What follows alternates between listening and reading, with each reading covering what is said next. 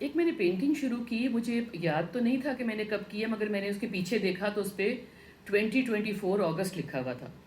تو اب یہ غلط کہہ رہی ہوں، 2022 اگست لکھا ہوا تھا.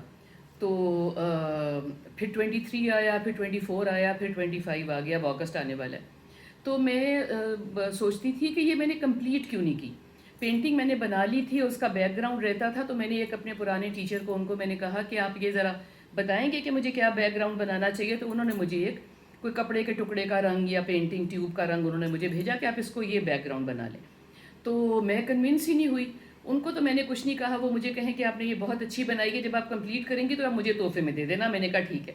پھر وہ مجھے پوچھتے رہے کمپلیٹ ہوئی کہ نہیں، اور میں نے کہا نہیں ابھی نہیں ہوئی.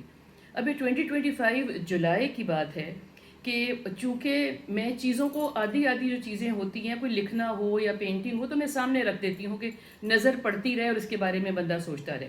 اب یہ 2025 جولائی کی بات ہے، 2-3 دن پہلے کی، کہ میں نے اس پہ وہی بیک گراؤنڈ جو انہوں نے بتائی تھی، میں نے وہ رنگ بنایا اور میں نے پیچھے لگایا، اور وہ کمال رنگ نکلا ہے.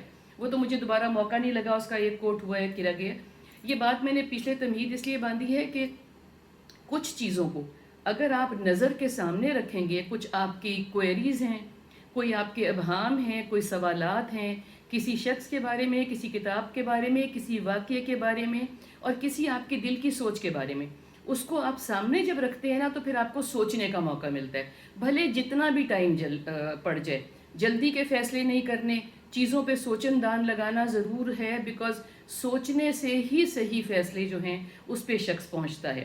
اب اس کا مطلب یہ نہیں ہے جیسے لوگ پٹھے جواب دیتے ہیں نا، کہ ابھی میں نے آفس جانا ہے تو میں سوچوں اور آفس کے لیے لیٹ ہو جاؤں. دیکھیں، جن کا صحیح دھیان ہوتا ہے نا، صحیح بات سوچنے سمجھنے اور دیکھنے کی طرف، وہ پٹھے جواب نہیں دیتے.